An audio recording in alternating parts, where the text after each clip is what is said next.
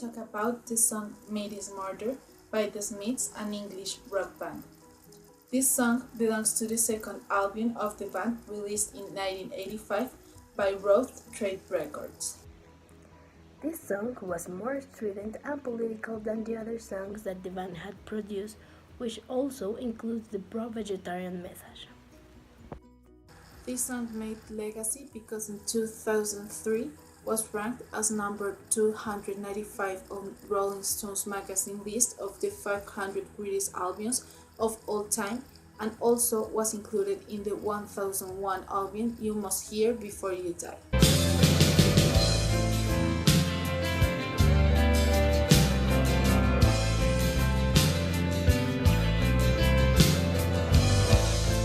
Everyone could be human crime.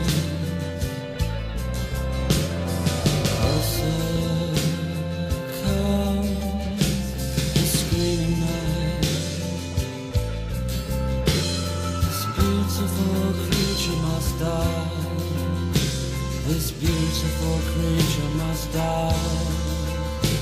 A death for no reason, and death for no reason is murder. And the flesh you so fancifully fry is not succulent, tasty or kind. It's death for no reason, and death for no reason.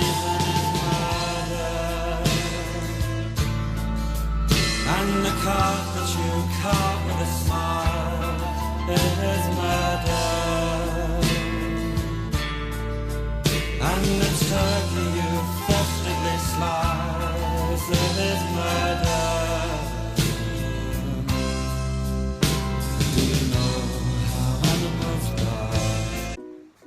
Made is Murder, with its simulated bovine cryings and buzzsaw guitars, took vegetarianism to a new height in popular media. At the time when this song was recorded, animal rights weren't a very important issue as they are now. The consumption of meat, especially mass-produced factory farm meat, is very related to the suffering of animals, and the whole point of this song is to make us think about the unpleasant truth. In 2016, PETA released a video game titled This Beautiful Creature Must Die, based on the song Made is Murder.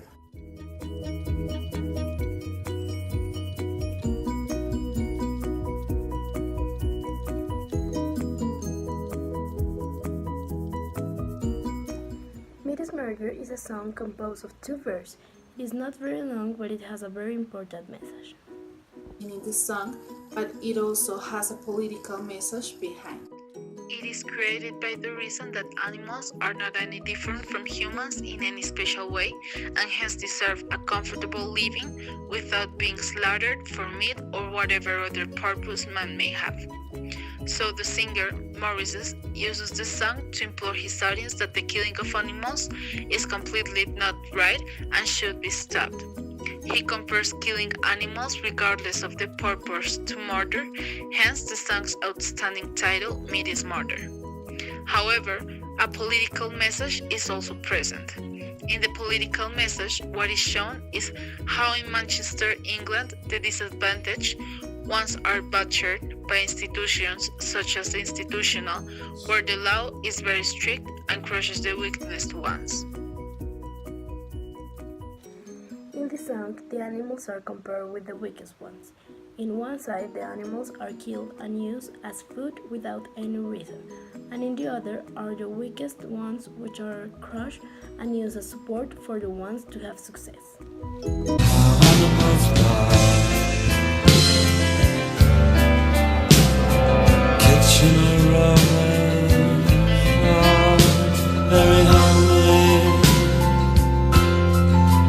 It's not comforting, cheery or kind.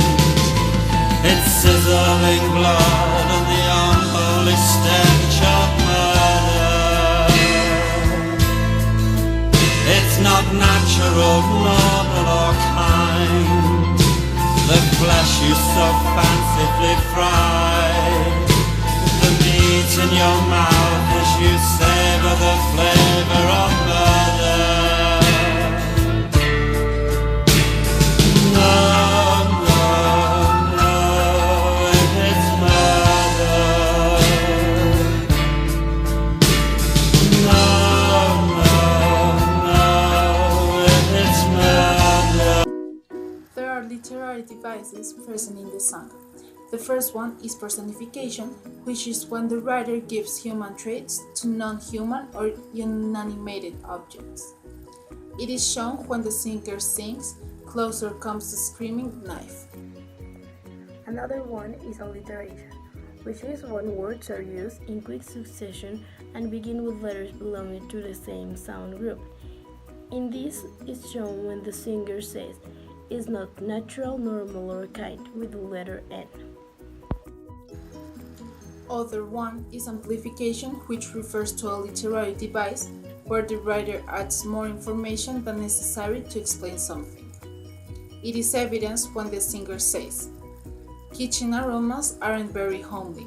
It's not comforting, cheery, or kind. It's sizzling on the unwhole of murder." It is explaining in detail in which way the smells in the kitchen are interpreted by the author. Something that we learned by investigating and analyzing this song was that the lead singer Morrissey really hated the school, so most of his songs critics to school. In the same way, he disliked any sense of power, so he would make a critic of it. This was shown in Meat is Murder because he critiques the big enterprises that produce meat. Finally, meat is murder is a fact we can't deny. It is an ambitious concept of a morbid protest song. It is the most drastic way someone addressed the subject of brainless meat consumption to the date. It's death for no reason, sings Morris, and equals the act of killing an animal with murder of a. Now we are going to talk about another song that throughout its language made an impact in society. It is Sunday Bloody Sunday by U2, an Irish rock band released in 1983 by Windmill Lane Studios. It is one of U2's most over-political songs. The lyrics describe the horror felt by an observer of the Troubles, which was a conflict in Northern Ireland during the late of the 20s, focusing in Derry, where British troops shot and killed unarmed civil protesters and bystanders. Rebel song. This song is Sunday, Bloody Sunday.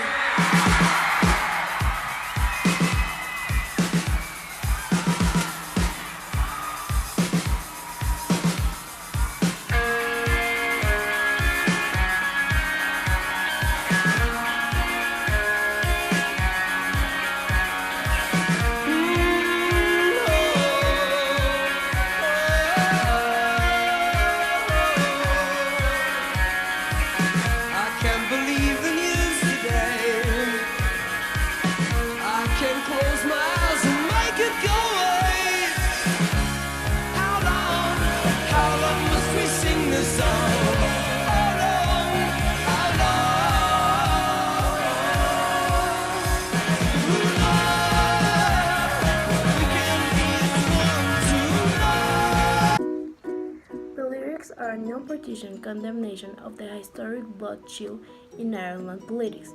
It is not something you want to discuss in Ireland. Bono's lyrics in the song are more about interpersonal struggles than about the actual Bloody Sunday events. Bono used to introduce this song at the concerts by saying, "This is not a rebel song." Also, he would have a white flag as a call for